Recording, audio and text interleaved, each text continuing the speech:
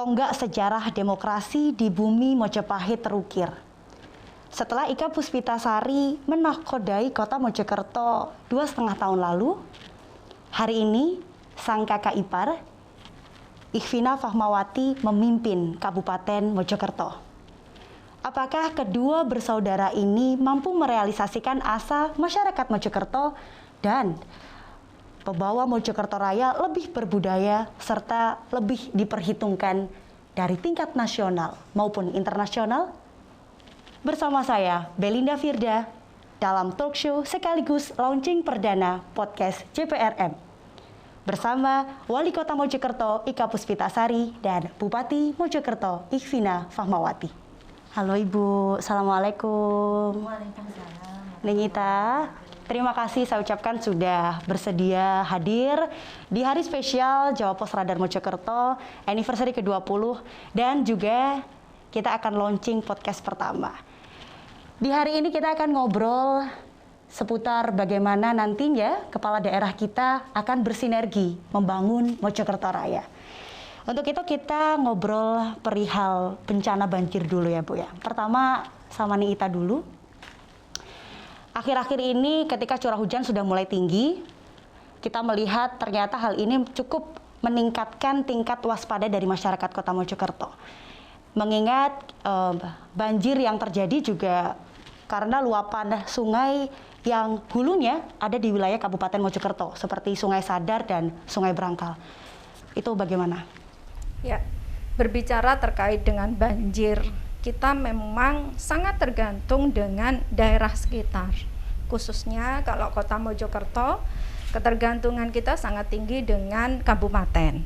Maka dalam program pengendalian banjir ini pun memang secara normatif dan faktual kita idealnya bekerja sama antar dua daerah ini minimal antar dua daerah. Namun tentu akan lebih baik jika hulu seperti Sungai Sadar ini kan tidak hanya wilayah kabupaten. Seperti Sungai Brangkal juga berasal dari Jombang.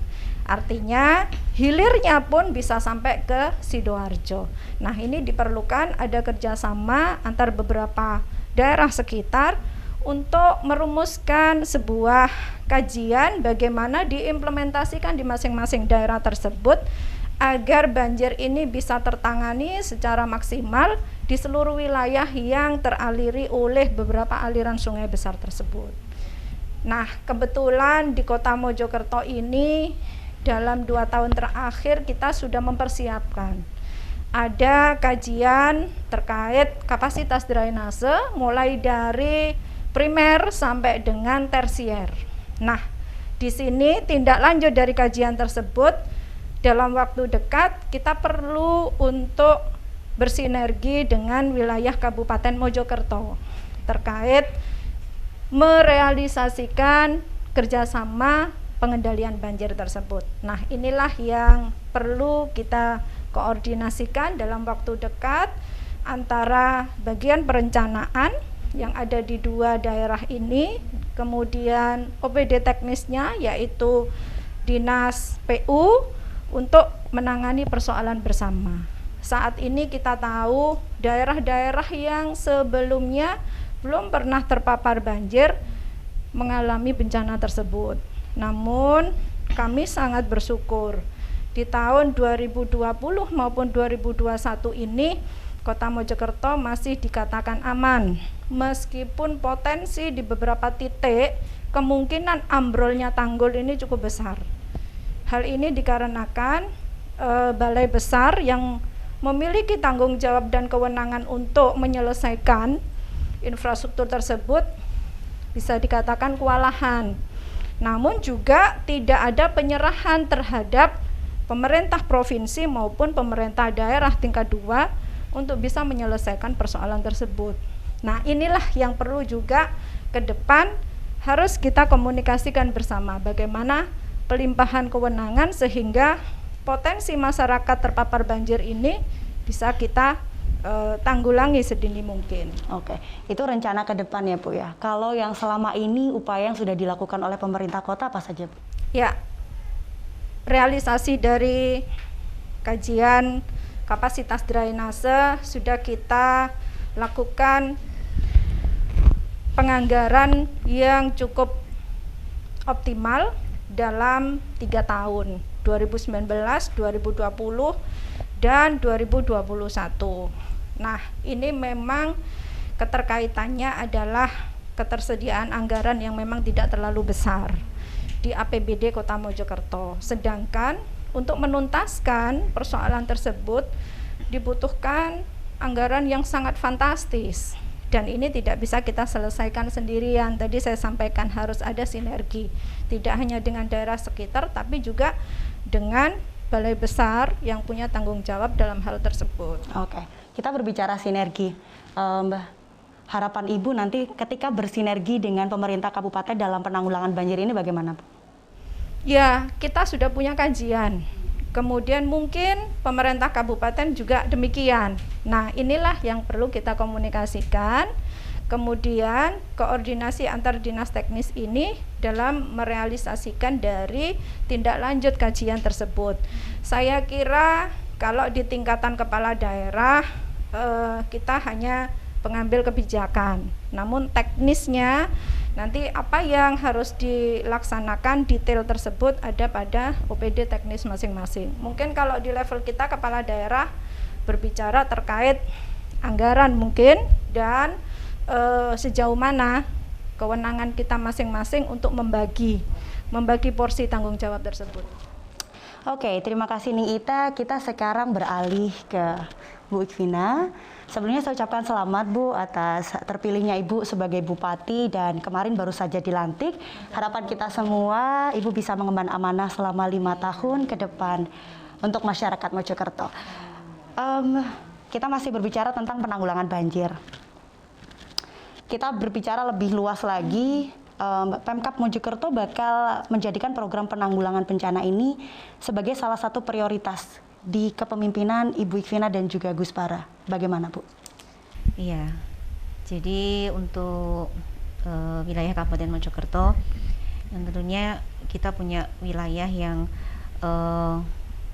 lumayan luas dengan berbagai tipikal geografi, mulai dari yang pegunungan, yang tentu saja ini ada potensi bencana longsor, kemudian dataran tinggi sampai dataran rendah yang potensi banjir. Memang banyak hal yang harus kita siapkan. Banyak hal itu terutama adalah terkait dengan persiapan kita terhadap antisipasi datangnya bencana tersebut. Sehingga terkait dengan infrastruktur untuk pencegahan terjadinya bencana itu sendiri, itu perlu didukung juga dengan pemberdayaan masyarakat untuk mempersiapkan kesiapsiagaannya manakala nanti sewaktu-waktu bencana itu datang, seperti itu.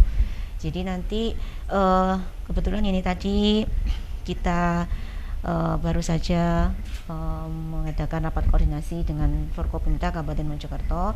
Memang tidak khusus membicarakan masalah bencana, tetapi terkait dengan Satgas COVID-19. Tapi di dalamnya tadi muncul ide bahwa ini ada program Kampung Tangguh Semeru ya untuk masalah COVID-19 ini. Nah, ini tadi muncul ide dalam rapat koordinasi kami untuk membentuk kampung-kampung tangguh. Apalagi dari laporan pada rapat staf tadi siang juga dilaporkan bahwa sudah terpetakan di Kabupaten Mojokerto ini ada 50 desa yang termasuk dalam desa siaga bencana. Mestinya itu disiapkan, tetapi sampai saat ini kita belum bisa menyiapkan semuanya. Nah, maka itu salah satu yang akan nanti menjadi pertimbangan kita menyiapkan wilayah-wilayah, karena kan mungkin kita memang menjadi satu wilayah Mojokerto Raya, tetapi kita punya perbedaan dengan wilayah kota, karena sebagian besar di wilayah kita 299 kan bentuknya adalah desa, pemerintahan desa dengan tentunya karakteristik yang berbeda. Dan ini bagi kami memberikan peluang untuk lebih mengedepankan pemberdayaan masyarakat, Sehingga termasuk juga selain upaya-upaya bagaimana kita melakukan antisipasi, karena memang saya juga setuju dan memahami bahwa persoalan banjir ini tidak bisa kita selesaikan dalam satu skup wilayah kita saja, karena menyangkut dari hulu dan juga nanti hilirnya. Nah, maka salah satu yang peluangnya besar untuk bisa kita laksanakan yaitu tadi masyarakat tahu, paham potensi bencananya, tanda-tanda bencananya, dan kemudian bisa melakukan memilih langkah-langkah apa yang harus dilakukan ketika ada tanda-tanda bencana itu mau datang, dan kemudian pada saat bencana datang dalam kondisi, karena tadi juga disampaikan bahwa dalam pengalaman itu ketika ada bencana itu kondisi dia ketika sadar, oh ini bencana, apa yang harus saya lakukan, karena adanya satu program siaga bencana itu akan sangat membantu mengurangi korban. Baik, oke. Cukup lengkap dan detail bagaimana program nantinya akan dijalankan sinergitas kedua kepala daerah kita, kabupaten maupun kota, untuk penanggulangan banjir di Mojokerto Raya. Kita beralih topik, Bu, berbicara tentang budaya Kemajapahittan. Kita ke Ning Ita terlebih dahulu. Baru saja kemarin saya sempat melihat di Pemandian Sekarsari, di mana di sana mengusung tema Kemajapahittan, salah satunya terwujud di ikon mahkota Tribhuwana Tunggadewi. Nah, sebenarnya Ning Ita terinspirasi dari mana? Dari beliau secara langsung, ketika kita membaca literasi terkait siapa saja yang pernah menjabat mengemban amanah dalam kepemimpinan Majapahit mulai dari abad 13 sampai dengan abad 15. Ada sosok pemimpin perempuan yang sebagai raja ketiga, yaitu Ratu Tribhuwana Tunggadewi. Saya melihat beliau memang bukan secara langsung yang seharusnya mengemban amanah melanjutkan tahta kerajaan tersebut. Seharusnya adalah putra beliau. Namun karena usianya belum memenuhi untuk bisa menjabat, maka sementara jabatan tersebut diemban oleh sang ibu. Namun di bawah kepemimpinan seorang raja perempuan ini, justru secara administratif perundang-undangan pada masa itu terbentuk secara lebih komprehensif dibandingkan dengan raja-raja sebelumnya. Artinya bahwa perempuan ini ketika diberikan amanah untuk memimpin sebuah pemerintahan, maka sebagai sifat dasar perempuan jauh akan lebih detail dibandingkan dengan laki-laki. Nah, disinilah saya terinspirasi oleh beliau, karena saya sendiri sebagai pemimpin perempuan pertama di Kota Mojokerto, maka saya ingin membuat sebuah legacy dengan mendirikan Menara Tribhuwana Tunggadewi, di mana menara dengan ketinggian 49 meter ini kami bangun tidak menggunakan dana APBD, dan bentuk mahkota yang ada di ujung menara itu kami ambil secara langsung dari bentuk atau wujud aslinya, di mana itu bisa kita lihat di dalam kitab Nagara Kartagama. Kita berupaya bagaimana ke depan, termasuk salah satu wujud selain inspirasi beliau, tetapi juga ini akan meninggalkan sebuah legacy dari saya menjadi kebanggaan warga Kota Mojokerto. Untuk pertama kalinya ada sebuah menara yang sangat menarik bagi warga dan dijadikan ikon ya, Bu. Meskipun saat ini belum 100% selesai pembangunan. Tapi sudah indah kok, Bu, kalau malam saya lewat di sana. Kalau ini, Bu, sedikit mungkin dikasih jawaban kalau dikaitkan dengan mengingatkan pusat konon ya, Bu. Pusat kerajaan Majapahit itu ada di wilayah kabupaten. Kalau di kota sendiri gimana? Sebenarnya kalau kita melihat sejarah, pusat kerajaan Majapahit itu tidak hanya berada di wilayah kabupaten, namun sampai dengan Jombang sana. sampai sebagian dari Sidoarjo. Hari ini dibuktikan dengan penemuan situs-situs terbaru. Artinya tidak hanya Mojokerto kabupaten kota, tapi Jombang, Sidoarjo ini termasuk di dalamnya. Namun yang lebih dahulu bisa kita lihat bukti peninggalan sejarahnya itu memang paling banyak di Trowulan. Artinya itu berada di wilayah Kabupaten Mojokerto. Tapi sekarang kita bisa melihat di Jombang baru saja ditemukan. Ada situs terbaru. Di Sidoarjo pun demikian. Nah, ini kan bukti bahwa pusat kerajaan itu sebenarnya sangat luas. Makanya sangat tepat jika yang disebut bumi Mojopahit itu bukan Mojokerto, tapi Jawa Timur. Ini bisa kita dengarkan dari lagu Maresnya Jawa Timur. Kan Maresnya berbunyi Jawa Timur bumi Majapahit. Itu kan. Berarti itu salah satu inspirasi atau yang melatar belakangi bahwa saya pusat kerajaan Majapahit itu tidak hanya di Kecamatan Trowulan, tapi kalau kita lihat dan mungkin ke depan akan terus ditemukan situs-situs peninggalan, tidak menutup kemungkinan. Kita bergeser ke Bu Ikvina, mengingat karena memang peninggalan itu sekarang kita bisa lihat di wilayah kabupaten. Apakah nanti ke depannya Ibu juga akan melakukan terobosan-terobosan baru untuk kembali menggaungkan bahwa di Kabupaten Mojokerto salah satu pusat kerajaan Majapahit? Iya, bagaimanapun kita tidak bisa lepas dari sejarah kerajaan Majapahit, terutama di Kabupaten Mojokerto sendiri. Dan kita ini memiliki wilayah cagar budaya yang tentu saja ini tidak hanya kita wajib lestarikan, karena ini adalah bukti sejarah yang harus kita jaga, karena kita kepingin nanti anak cucu kita yang mungkin 100 tahun lagi setelah kita tidak ada juga harus bisa melihat itu, sehingga kita harus menjaga betul-betul yang sudah ada ini, yang merupakan ini betul-betul bukti real nyata bahwa dulu ada satu kerajaan yang besar, kerajaan Majapahit, yang merupakan kerajaan Nusantara yang justru wilayahnya lebih luas daripada wilayah Negara Kesatuan Republik Indonesia saat ini. Dan satu hal yang ini perlu untuk anak cucu kita nanti selalu ingat bahwa dalam kerajaan Majapahit, dalam budaya Majapahit itu ada kebinekaan, tetapi justru karena kebinekaan ini, keragaman ini, timbul satu persatuan yang luar biasa.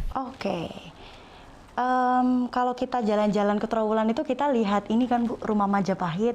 Nah, itu apakah salah satu upaya yang memang dilakukan oleh pemerintah untuk kembali menostalgiakan masyarakat Mojokerto bahwa di sini dulu ada kerajaan Majapahit? Karena memang kita lihat sekarang fungsinya sudah tidak optimal, Bu. Jadi terkait dengan upaya kita untuk menjaga kelestarian baik peninggalan sejarah maupun budaya-budaya Majapahit. Nah, ini tidak hanya berkenaan dengan historisnya saja, tetapi juga kita manfaatkan itu untuk peningkatan ekonomi masyarakat. Nah, tentu saja ini adalah satu program yang sebetulnya bukan dilaksanakan sendiri oleh pemerintah Kabupaten Mojokerto, tetapi program Rumah Majapahit ini merupakan program bersama-sama dengan Provinsi Jawa Timur juga, sehingga ini nanti kita akan segera melakukan evaluasi, kita kembali melihat bagaimana pemetaan terhadap cagar budaya. Kita juga sudah punya perdanya dengan cagar budaya tersebut. Kita akan tindak lanjuti yang tujuannya pokok ada dua itu tadi, yaitu mempertahankan nilai historisnya, dan yang kedua adalah memanfaatkan keberadaannya ini untuk meningkatkan perekonomian masyarakat Kabupaten Mojokerto. Untuk diperhatikan ya teman-teman. Jadi memang keberadaan Rumah Majapahit itu salah satu upaya untuk memperbaiki atau meningkatkan taraf ekonomi di sekitar masyarakat Kecamatan Trowulan. Kita selesai membahas budaya. Sekarang kita hampir sampai di segmen akhir, tapi satu pertanyaan. Dengan terpilihnya Bu Ikvina, akhirnya memudahkan Ning Ita untuk berkoordinasi bagaimana nanti membangun Mojokerto Raya ke depannya. Kira-kira apa yang menjadi harapan Ning Ita kepada Bu Ikvina nantinya dalam memperbaiki bersinergitas untuk mewujudkan sektor-sektor lain yang lebih baik, mulai dari pendidikan, budaya, atau penanggulangan bencana dan kesehatan. Bagaimana? Ya, tentu saja dengan terpilihnya beliau, komunikasi pasti akan lebih mudah. Dan kita berdua ini sebenarnya memiliki tujuan yang sama kenapa kita harus terjun di politik. Padahal kita berdua tidak sama sekali memiliki background tersebut di dalam keluarga kami. Nah, tentu kesamaan tujuan dan niat inilah yang ke depan akan sangat memudahkan dan juga komunikasi itu bisa searah, bisa setujuan. Jadi berbagai hal yang menjadi kewenangan pemerintah daerah yang kebijakannya tentu saja berada pada kepala daerah, apakah itu dalam hal urusan-urusan wajib seperti pendidikan, kesehatan dan infrastruktur, ataupun urusan-urusan penunjang, kita bisa sinergikan bersama. Kita tahu bahwa urusan wajib selama ini pendidikan, kesehatan, kalau terkhusus di Kota Mojokerto sudah ada program-program yang optimal di sana, seperti jaminan kesehatan gratis bagi seluruh masyarakat Kota Mojokerto. Nah, terkait kesehatan khususnya dalam penanganan COVID ini perlu kita sinergikan, karena banyak juga rumah sakit yang ada di Kota Mojokerto sejumlah 6 tersebut, banyak juga warga kabupaten yang memang harus dirujuk di rumah sakit yang ada di kota. Sedangkan di kabupaten dengan jumlah penduduk 1.200.000, tapi jumlah rumah sakitnya tidak terlalu banyak. Nah, ini perlu menjadi satu potensi bagi kami berdua untuk sama-sama bagaimana urusan wajib bidang kesehatan ini antara masyarakat kabupaten dan masyarakat kota bisa sama-sama mendapatkan hak yang meskipun tidak setara tapi paling tidak bisa ditingkatkan. Nah, begitupun urusan pendidikan.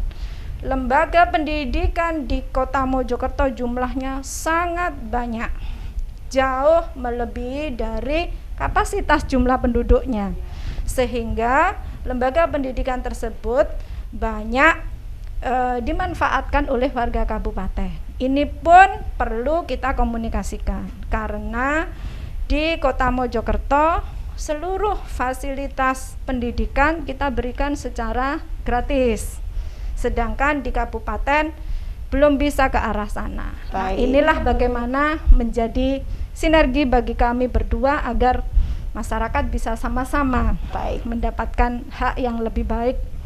Oke.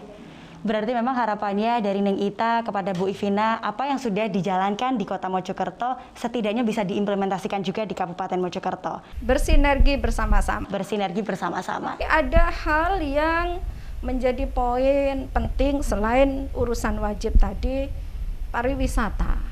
Pariwisata ini salah satu prioritas di masa kepemimpinan saya di tahun RPJMD 2018-2023. Pariwisata yang berbasis sejarah dan budaya. Nah, inilah yang ke depan perlu kita sinergikan, karena pemerintah kabupaten maupun Kota Mojokerto sama-sama mendapatkan prioritas pembangunan pariwisata di dalam Perpres 80. Nah, sedangkan kami sudah melangkah sampai pada tahapan penyiapan seluruh dokumen yang sebentar lagi akan didorong ke Kementerian Teknis. Nah, ini juga perlu menjadi sinergi bagi kami berdua.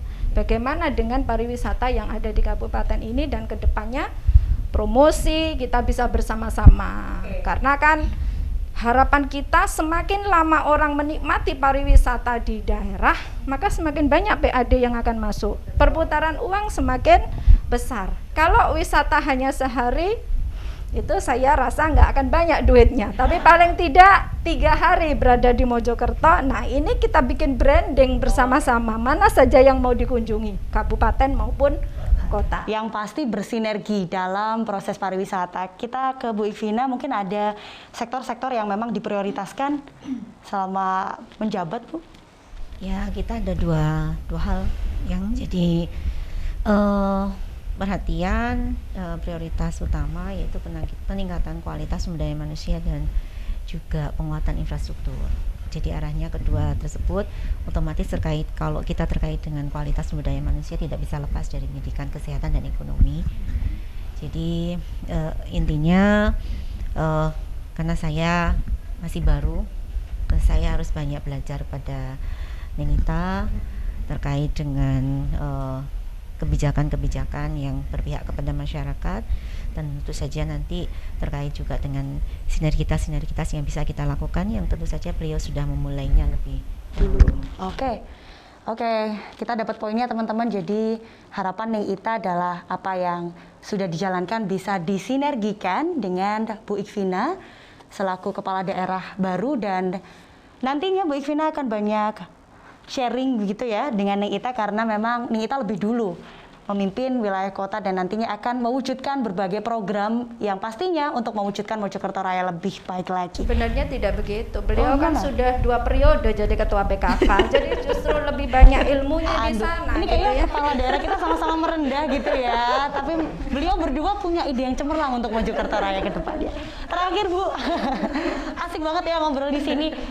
Karena hari ini spesial, hari ulang tahun Jawa Pos Radar Mojokerto.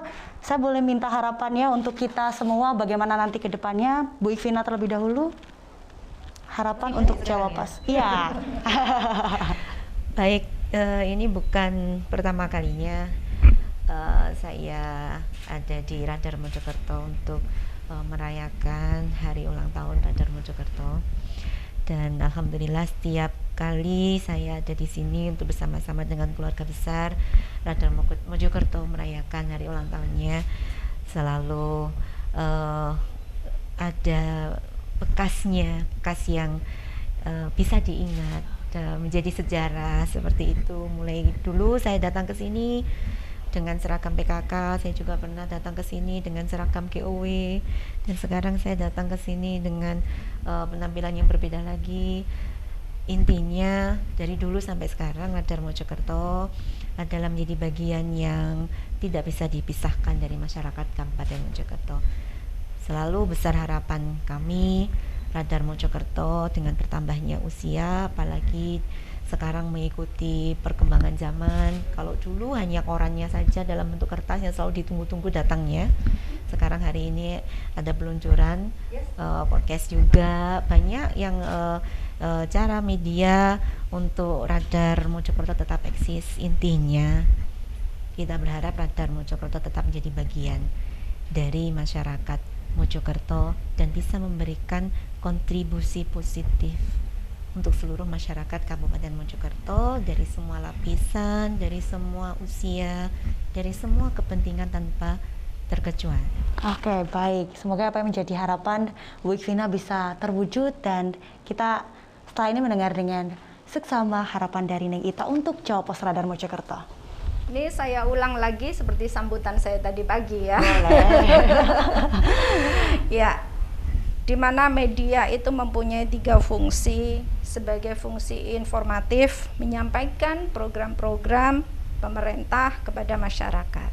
Kemudian yang kedua sebagai fungsi kontrol, bagaimana ikut mengawasi jalannya pemerintahan. Dan yang ketiga sebagai fungsi edukatif. 3 fungsi ini telah diperankan dengan baik oleh Jawa Pos Radar Mojokerto. Dan selama 2,5 tahun saya telah bekerja sama dengan Jawa Pos Radar Mojokerto yang mengalami dinamika kepemimpinan sampai dengan 3 kali berganti driver, berganti pimpinan. Tentu adanya dinamika yang berbeda-beda mengikuti bagaimana pola kepemimpinan dari masing-masing tersebut. Tapi satu hal yang perlu saya sampaikan bahwa dalam 2,5 tahun itu saya melihat ada progres yang cukup baik dalam kerjasama kita. Dan di usia yang ke-20 tahun ini bisa dikatakan bahwa Jawa Pos Radar Mojokerto sudah masuk usia dewasa. Ibaratnya gadis sudah siap menikah. Artinya secara biologis siap ya. Siap ya Bu Dokter, siap hamil gitu ya. Secara biologis siap hamil gitu ya. Kemudian secara psikis juga demikian. Nah, di usia dewasa ini tentu saya melihat justru Jawa Pos Radar Mojokerto semakin kuat dalam 3 peran tersebut. Harapan kami ke depan, kerjasama yang sudah terjalin dengan baik ini bisa terus kita tingkatkan kualitasnya, khususnya yang pada peran ketiga sebagai fungsi edukatif tersebut. Karena di saat kondisi pandemi COVID ini, peran media pada fungsi yang ketiga ini sangat-sangat menentukan. Masyarakat kita akan menjadi paham, pinter, atau justru sebaliknya, justru dari media gitu. Kalau media menyampaikan informasinya secara benar, faktual, maka masyarakat pun akan bisa menerima itu dengan baik. Tapi kalau justru sebaliknya, hoax yang diterima, nah ini pembodohan kepada masyarakat juga akan semakin masif. Ya, intinya harapan kita adalah Jawa Pos Radar Mojokerto terus menjadi kontrol sosial begitu untuk masyarakat Mojokerto. Luar biasa, ternyata gak terasa kita sudah sampai di akhir perbincangan kita sore hari ini sebagai launching podcast JPRM di hari ulang tahun Jawa Pos Radar Mojokerto yang ke-20. Kita sudah mendengar bersama bagaimana niatan-niatan positif yang disampaikan oleh Ning Ita dan juga Bu Ikvina untuk memajukan Mojokerto Raya ke depannya. Yang jelas ternyata mereka berdua mempunyai ide politik yang sama, cita-cita yang sama untuk memajukan Mojokerto Raya. Oke, terima kasih teman-teman sudah mengikuti perbincangan kita sore hari ini. Saya Belinda pamit undur diri. Wassalamualaikum warahmatullahi wabarakatuh. Sampai jumpa.